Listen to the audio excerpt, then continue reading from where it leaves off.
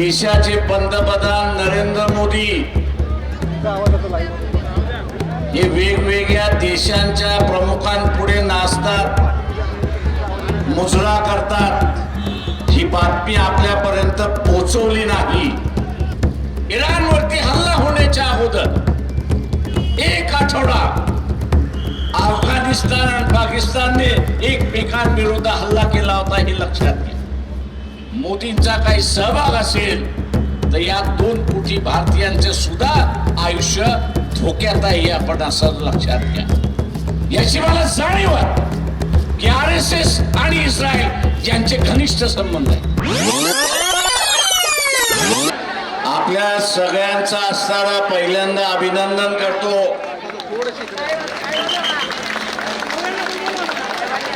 काका, इथल्या वर्तमानपत्राच्या मालकाने, इलेक्ट्रॉनिकचे जे मालक आहेत त्या सगळ्याने देशाला घाण ठेवलं आणि त्याच्याच बरोबर देशाचे पंतप्रधान नरेंद्र मोदी हे वेगवेगळ्या देशांच्या प्रमुखांपुढे नाचतात, मुजरा करतात। ही बातमी आपल्यापर्यंत पोहोचवली नाही। या सर्व मालकांना माझं असणारं आव्हान आहे,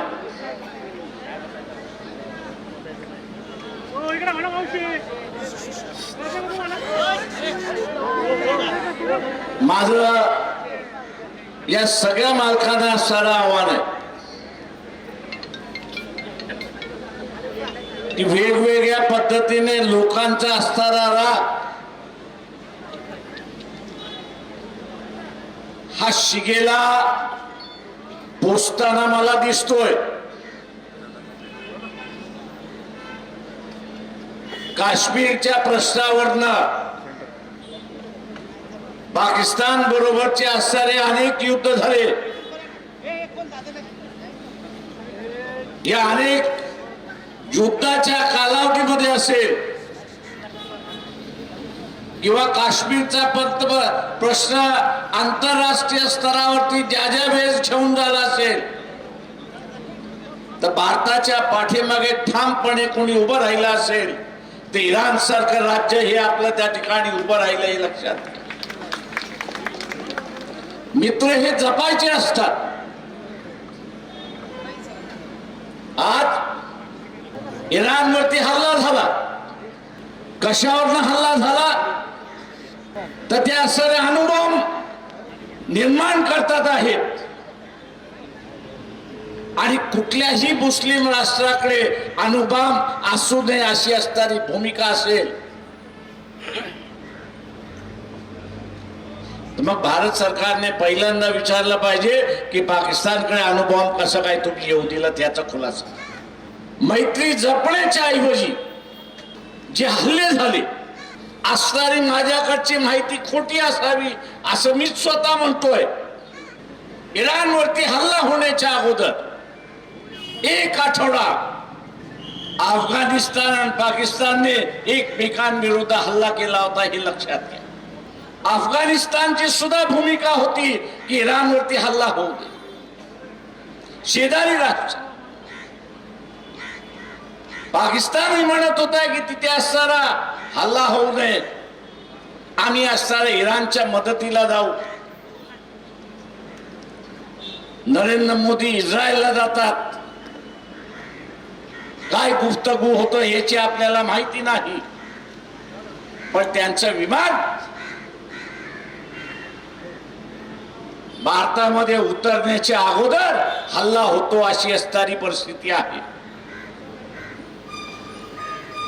मी भारत सरकारला विचार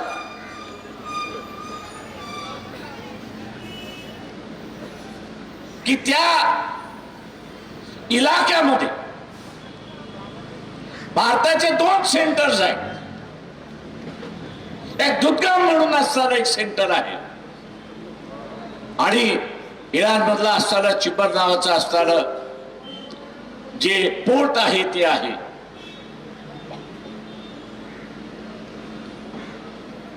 या हल्ल्याच्या मध्ये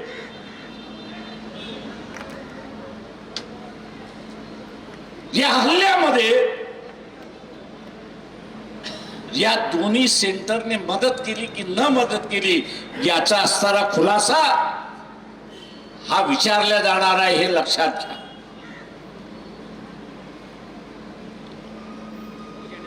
आज भारताची असणारी जी आर्थिक परिस्थिती मजबूत आहे, मजबूत आहे याचं एकच कारण आहे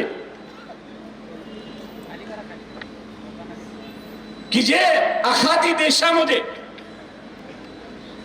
भारतीय नागरिक काम करतोय त्यांनी कमवलेला पैसा हा भारतामध्ये पाठवला जातो.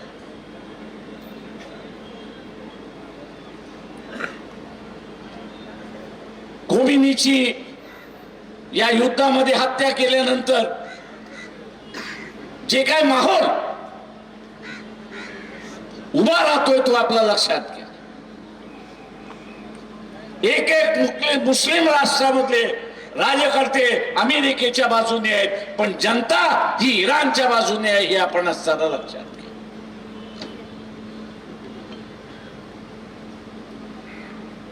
हे युद्ध असंच चालू राहिलं तर इथल्या भारत सरकारने असताना त्याच्यावरती विचार केला पाहिजे होता, असं मी त्या ठिकाणी मानतो.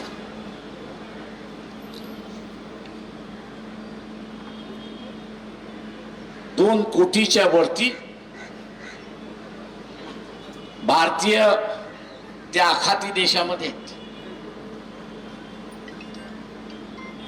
जसं अमेरिकेच्या सैन्याच्या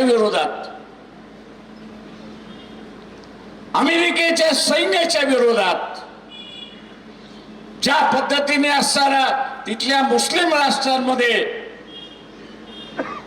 राग पेटून उठलाय आणि कदाचित रस्त्यावरची सुद्धा लढाई त्या भागामध्ये आपल्याला बघायला मिळेल, हे असताना लक्षात घ्या. आणि त्यामध्ये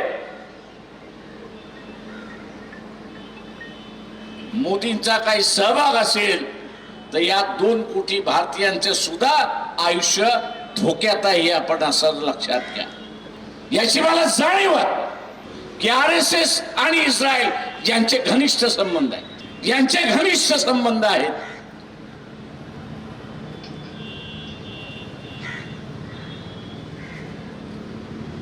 ते संघटनेचे संबंध आहेत, देशाचे संबंध नाही. देशाचं नेहमी धोरण राहिलेलं आहे की आम्ही कोणाच्या भानगडीत पडणार नाही आणि अन्यायाच्या बाजूने आम्ही राहणार नाही. कुठल्या देशाच्या भानगडीमध्ये आम्ही पडणार नाही आणि कुठल्या अन्याय करणाऱ्याच्या बाजूने आम्ही राहणार नाही, ही भूमिका आपली राहिलेली. फिलिस्तीनच्या लोकांवरती ज्यावेळेस हल्ला झाला त्यावेळेस इथेच मुस्लिम संघटनांना घेऊन आपण असा मोर्चा काढला होता की शासनाने भूमिका घ्यावी. आजही आपल्याला त्या ठिकाणी दिसत नाही. जो करारनामा झालाय अमेरिकेबरोबर, करारनामा जो झालेला आहे त्या करारनाम्यामधलं फक्त एक गोष्ट आपल्या समोर येते आणि ती म्हणजे शेतीच्या संदर्भातली. करारनामा फक्त असताना शेतीच्या संदर्भातला झालेला नाही, तर त्याच्यामध्ये असं म्हटलेलं आहे, त्या करारनाम्याचं म्हटलेलं आहे, अमेरिकेची जी चिंता असेल, अमेरिकेचं जे परराष्ट्र धोरण असेल, भारताला त्याच्याशी जुळून घ्यावं लागणार आहे. भारताला काय करावं लागणार तर त्याला जुळवून घ्यावं लागणार, हे लक्षात घ्या. आणि म्हणून इथला असणारा मोहन भागवत यांना असताना आम्ही विचारतोय, आणि म्हणून मोहन भागवत यांना आम्ही असताना विचारतोय की हे युद्ध वाढलं तर भारताचा सैनिक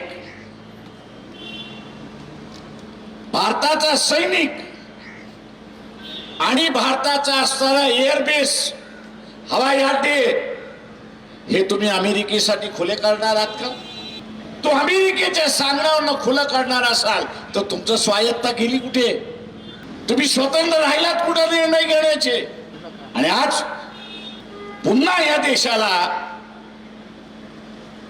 गुलाम करण्याची प्रक्रिया सुरुवात झाली आहे हे लक्षात घ्या. आर्थिक दृष्टिकोनातून गुलाम करण्याची, राजकीय दृष्टिकोनातून गुलाम करण्याची आणि या देशाचा असणारा सार्वभौम हे अमेरिकेकडे घाण ठेवण्याचा असा असणारा प्रकार.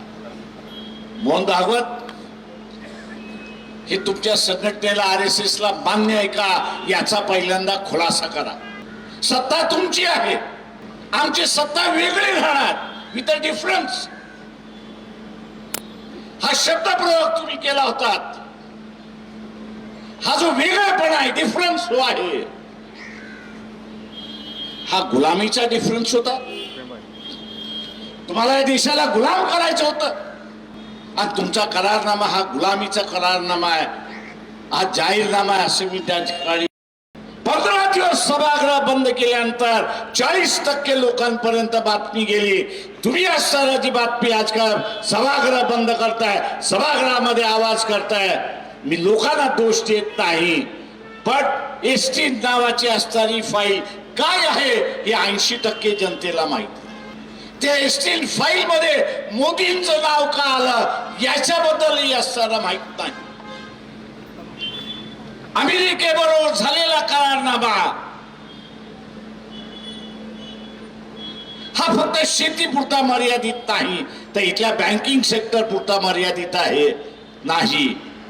इथला असणारा परराष्ट्र धोरणाबद्दल मर्यादित नाही, तर या देशाची पूर्ण निर्णय घेण्याची जी प्रक्रिया आहे,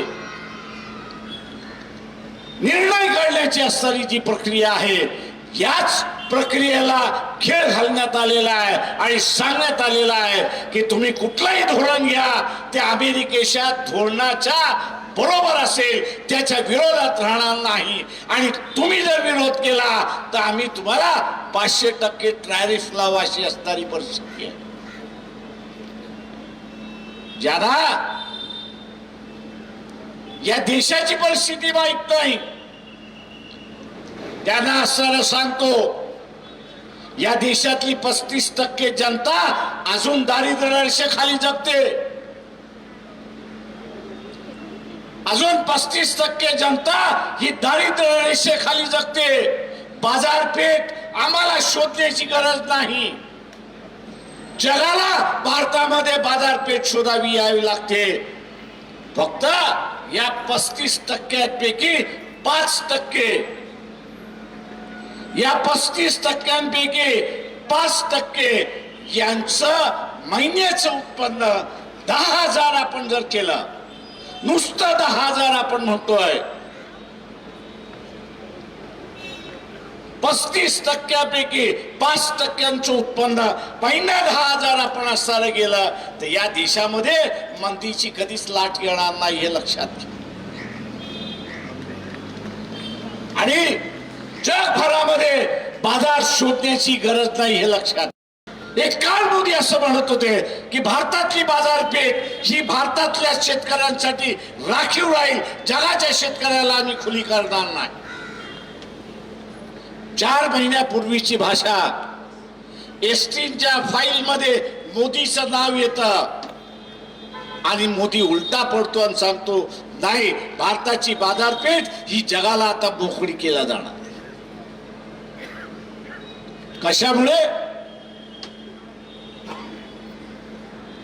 तर त्या एसटीच्या फाईल मध्ये अजून काहीतरी असलं पाहिजे. फक्त मोदीने मोजला केला एवढीच फक्त माहिती त्या ठिकाणी आलेली आहे. म्हणजे इतर देश आहेत आणि तिथल्या असणाऱ्या राजकीय नेत्याने, तिथल्या असणाऱ्या राजकीय नेत्याने जे लहान मुला मुलींशी असणारा व्यवहार केलाय, त्यांचं शोषण केलंय. मोदीजी याचा खुलासा करा की तुमचं नाव तर त्या फायलींमध्ये नाहीये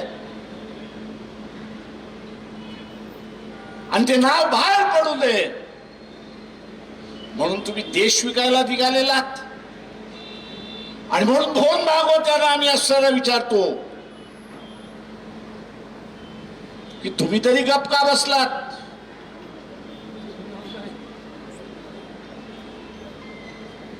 2G स्कॅम झालं त्यावेळेस अण्णा हजारेला हाताशी धरलं, दिल्लीच्या मैदानामध्ये बसवलं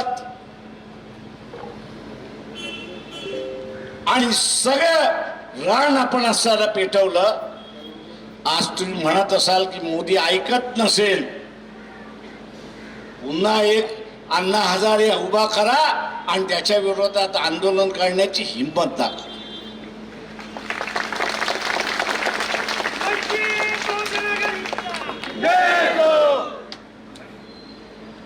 हिंमत दाखवा, आंदोलन करण्याची हिंमत दाखवा. नाही तर देशाला सांगा की एसटीच्या फाईल मध्ये मोदींचं नाव आलं तरी काही नुकसान नाही हे तरी सांगा.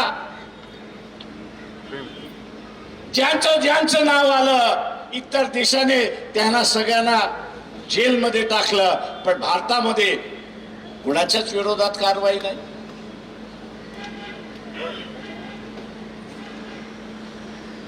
इथे मी उघड असं म्हणेन की सामाजिक दृष्टिकोनातून देश स्वातंत्र्य ठेवायचा की गुलाम करायचा याबद्दलचं विभाजन होत चाललंय असं मी त्या ठिकाणी मानतो. ज्यांना आपली स्वतःची पोरं अमेरिकेला पाठवायची आहेत, ज्यांना आपली पोरं सगळी युरोपला पाठवायची आहेत, ज्यांना आपली पोरं असणारी इंग्लंडला पाठवायची आहेत, त्या सगळ्यांना असं वाटतंय की आपण असताना भूमिका कशी घ्यायची, आपण आंदोलनामध्ये कसं जायचं. आणि उद्या जर आपण आंदोलनामध्ये गेलो तर आपण या देशाच्या विरोधात आहोत आणि म्हणून आपली मुलं त्या ठिकाणी जाणार नाही या भीतीपोटी गप्प बसलेली, या भीतीपोटी नरोबा खंजोबाची भूमिका त्या ठिकाणी घेतायत. या सगळ्यांना माझं असणारं आव्हान आहे, मी आज नाही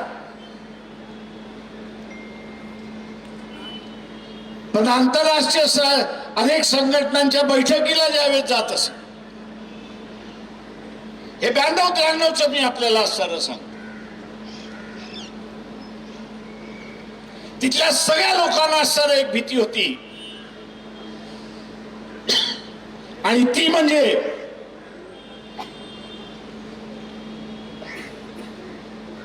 की आमची नागरिकांची संख्या कमी होत चाललेली, आमची नागरिकांची संख्या कमी होत चाललेली आहे आणि बाहेरच्यांना आम्ही येऊ दिलं आणि ते जर या ठिकाणी स्थायिक झाले तर आमची पुढची पिढी ही गुलाम झालेली असेल अशी परिस्थिती आहे. आणि म्हणून आम्ही बाहेरच्या येणाऱ्या लोकांना कमी केलेल्या अशी परिस्थिती आहे.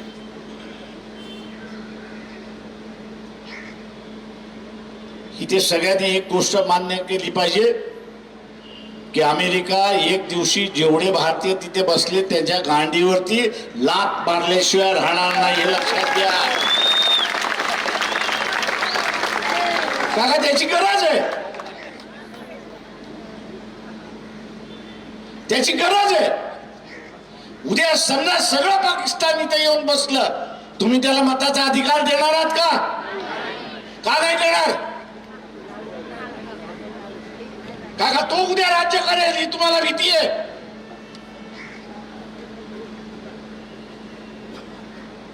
जसं तुम्ही स्वतःला सुरक्षित राहायला बघता तशा रीतीने इतर देशातील माणसं सुद्धा स्वतःला सुरक्षित राहण्याचा प्रयत्न त्या ठिकाणी करतात. आणि म्हणून जे येतील त्यांना आपण सांगितलं पाहिजे, तू जेवढं कमवलंयस ना तेवढं पहिल्यांदा सांग, त्याच्यातले 90% तू जर देशाला देणार असशील तरच तुला नागरिकत्व मिळणार, नाही तर अजिबात मिळणार नाही, हे लक्षात घ्या.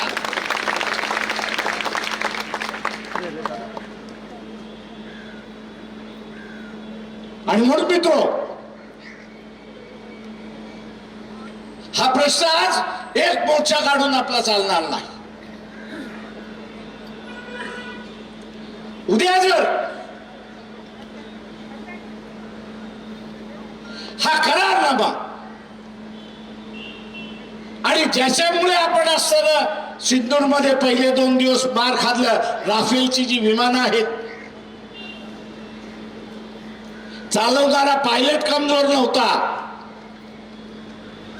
पण त्या विमानाची बघण्याची जो डोळा होता तो फक्त 300 मीटरचा होता.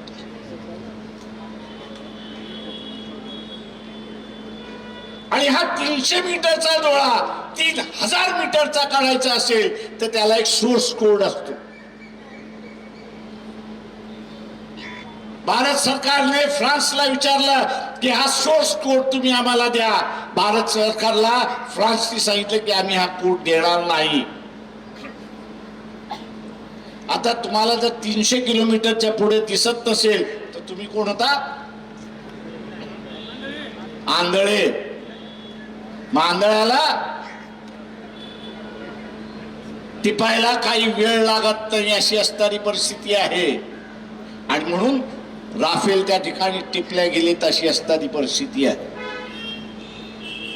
मध्यंतरी बुश, ट्रम्प आणि फ्रान्सच्या राष्ट्राध्यक्ष यांची भांडणं होती, जोरदार भांडणं होती. पण आता त्याची भांडणं मिटलेली दिसत आहेत. कारण का आपण राफेलची विमानं खरेदी करतो. पंतप्रधानांना आम्ही असताना विचारतो की तो सोर्स कोड द्यायला फ्रान्स तयार झाले का याचा पहिल्यांदा खुलासा करा, नाहीतर लोखंड घेतलंय असंच फक्त त्या ठिकाणी होणार आहे. आता हे विकत घेण्यामध्ये सुद्धा एस्टीन फाईलचा काही संबंध आहे का? माझ्यासारख्याला शंका येते की तिथं संबंध आहे. ट्रम्पने मोदीला सांगितलं सही कर, नाही तर अजून 30 लाख फाईल मधल्या काही फाईली बाहेर काढतो. तेव्हा असा हा जो ब्लॅकमेल होणारा जो पंतप्रधान आहे, मी इथल्या राजकीय पक्षांना आवाहन करतो, जेवढा मोदी दोषीचा आहे, तुम्ही रस्त्यावरती उतरला नाहीत तर तुम्ही सुद्धा तेवढे दोषी आहात हे लक्षात घ्या. उघड्या डोळ्याने तुम्ही असं पाहता. सर्व सोशल मीडियावरती त्या एग्रीमेंटच्या कॉपीज तुम्हाला मिळतात. तुम्ही वाचलं नाही असं म्हणत असाल. मला काही लोक नंतर येऊन म्हणतात बघा तुम्ही माईक वरनं बोंबलत राहा, हे काय बाहेर पडणार नाहीत. मी त्यांना विचारलं का, ते म्हटलं आपल्या देशामध्ये सुद्धा कोणतरी एसटी नसला पाहिजे आणि त्याला हे घाबरत असतील. आता हे जर असेल तर दुर्दैव असं मी त्या ठिकाणी मानतो. हे दुर्दैव असं मी मानतो. आणि अशा काळामध्ये जनतेनेच व्यवहार आपल्या हातामध्ये घेतला पाहिजे हे लक्षात घ्या. प्रचार करण्याचाही आणि प्रसार करण्याचाही. टीव्हीने दाखवलं नाही तरी चालेल, वर्तमानपत्रामध्ये आलं नाही तरी चालेल, पण आपल्या हातामध्ये एक पॉवरफुल यंत्रणा आहे. कुठली?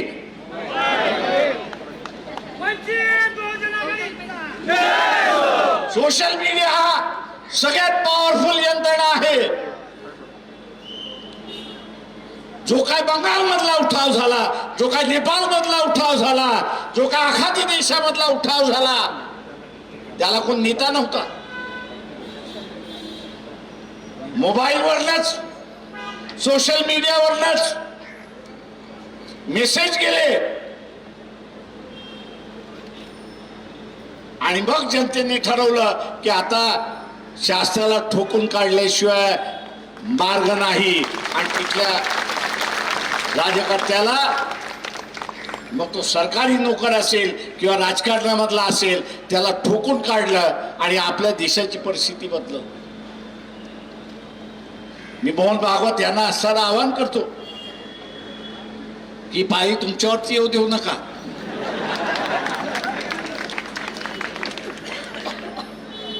ही पाळी तुमच्यावरती येऊ देऊ नका. सेना असेल तुमच्यावरती येऊ देऊ नका. काँग्रेसवाले असतील त्या सगळ्यांना माझी असणारी विनंती आहे की पाळी तुमच्यावरती येऊ देऊ नका. काका, ज्या गव्हालाच शेतकऱ्याला भाव मिळतोय, तो नाखुश असला तरी तो म्हणतो ठीक आहे, मिळते तरी मिळते. उद्या गहू असेल, धान असेल, डाळी असतील, पल्सेस असतील, कडधान्य असेल, शहरातल्या माणसाला अर्ध्या किमतीत मिळते. काका, तो शेती करत नाही, तो विकत घेत असतो, त्याला अर्ध्या किमतीत मिळतील म्हणून तो असताना आनंदित असतो. पण या देशामधला जो पिकवणारा आहे, या देशामधला जो पिकवणारा आहे, तो रसातळाला गेलेला असेल हे लक्षात घ्या. तो रसातळाला गेलेला असेल आणि त्याच्या पुढे मग एकच मार्ग राहतो आणि तो म्हणजे जाऊन शहरातल्या माणसाला लुटा. हे माझं उदाहरण नाही देते मी. तुम्ही राजस्थान विधानसभेमधलं 1950चं राजस्थान विधानसभेमधलं 1950चं तिथल्या त्या कालच्या मुख्यमंत्र्याचं भाषण जर आपण ऐकलं तर त्यांनी असं म्हटलं की माझं बजेट कमी पडत होतं, माझं बजेट कमी पडत होतं आणि म्हणून पाकिस्तान मधल्या काही गावांवरती आम्ही हमला बोलून लुटत होतो आणि माल इथे आणत होतो. तेच ही उदाहरण आहेत या देशामध्ये. शहरातल्या माणसाला वाटत असेल की माझी नोकरी आहे, बेट्यानो 3 महिने थांबा, 3 महिने थांबा. या करारनाम्याचा परिणाम आपल्याला दिसल्याशिवाय राहणार नाही. ज्यांच्या नोकऱ्या आहेत, ज्यांच्या नोकऱ्या आहेत, त्यांच्या नोकऱ्या गेलेल्या असतील, ले आउट दिलेला असेल, ले ऑफ दिलेला असेल, हा परिणाम आहे. इथला बुद्धिजीवी आहे की ज्यांनी या सगळ्या संदर्भात लिहिलं पाहिजे होतं, लोकांना आगाह केला पाहिजे होता, लोकांना जागृत केलं पाहिजे होतं की याचे परिणाम काय होणार. त्याचा परिणाम तो त्या ठिकाणी करत नाही. आणि म्हणून वेगवेगळ्या पक्षाच्या राजकीय ज्या कामगारांच्या संघटना आहेत, मग त्या व्हाईट कॉलरच्या असेल किंवा असणाऱ्या चतुर्थ श्रेणीमधल्यांच्या असतील, पक्ष करत नसेल चालेल, पण तुम्ही तुमच्या संघटनेमध्ये या करारनाम्याचा परिणाम काय होणार याचा पहिल्यांदा असणारा चर्चा करा. जे सांगतील समजवतील अशाकडून असणारा हा चर्चा तरच या करारनाम्याची व्याप्ती आपल्याला त्या ठिकाणी लक्षात येईल. आणि म्हणून माझं आव्हान आहे की आपण आज जमलो, कदाचित या करारनाम्याची आणि एसटी फाईलची चर्चा ही सुरुवात होईल. ती आपण सुरुवात केली पाहिजे. प्रत्येकाच्या मोबाईल मध्ये 200-300 मोबाईल नंबर आहेत. टीव्हीने दाखवू नये, वर्तमानपत्रामध्ये येऊ नये, पण तुम्ही तुमच्या मोबाईल मधल्या 200 लोकांपर्यंत जरी पोचलात, आज इथे जी जनता बसलेली आहे 200 लोक आपण असं धरलं तर किती लोकांपर्यंत पोहोचू, किती लोकांपर्यंत पोहोचू. जे इथे उभे आहेत त्यांनीच 200 पोचवला तर बाहेर लक्ष येत आहे की 20 लाख लोकांपर्यंत आपण असताना पोचतो. 20 लाख लोकांपर्यंत आपण असताना पोचतो. फक्त आपण ठरवलं पाहिजे की माझा मोबाईल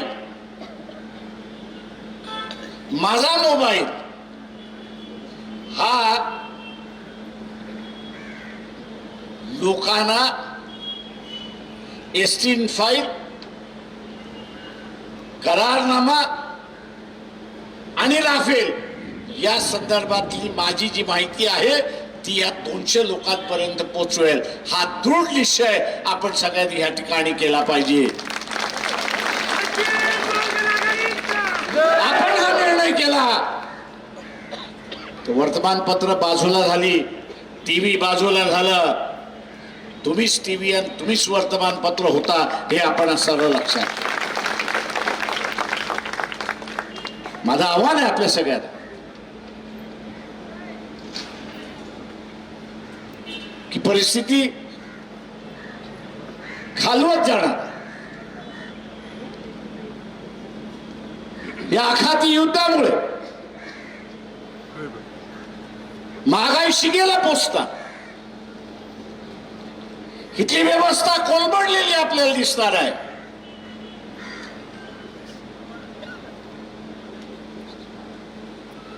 तेव्हा आगा आपण असताना केला, माहिती आपण असताना दिली, तो लोक वाचवायला स्वतःला सुरुवात करतील अशी असणारी परिस्थिती आहे. आणि म्हणून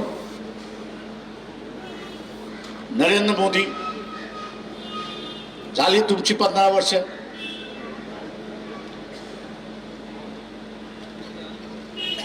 तुमचे सगळे गुलाम आहेत याची मला जाणीव आहे.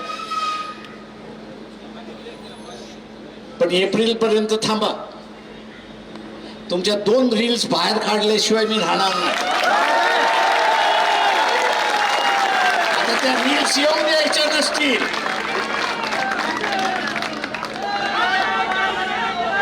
त्या रील्स येऊन द्यायच्या नसतील, त्या रील्स येऊन द्यायच्या नसतील, त्या रील्स येऊ द्यायच्या नसतील तर खुर्ची खाली करा, बेइज्जती थांबवा. आमच्या पुढे 2च मार्ग आहेत. एक तर देशाला वाचवा, आणि ते जर करायचं असेल तर तुम्हाला संपवा, आणि तुम्हाला इज्जत वाचवायची असेल तर तुम्ही खाली करा, आम्ही असताना बघून घेऊ. मी इथल्या बीजेपी वाल्यांना सांगतोय की आम्ही तुमचा राजीनामा नाही मागत. सत्ता ही तुमचीच राहणार आहे. का लोकांनी तुम्हाला 5 वर्षासाठी निवडून दिले, तुम्ही काही निवडणूक घेणार नाही, तुम्ही काही निवडणूक घेणार नाही, त्याच्यामुळे सत्ता तुमचीच राहील. फक्त ती सत्ता राहत असताना भारताचं सार्वभौम ही कायम राहिलं पाहिजे, आणि त्यासाठी तुम्हाला नरेंद्र मोदी याची बळी हात द्यावाच लागतो.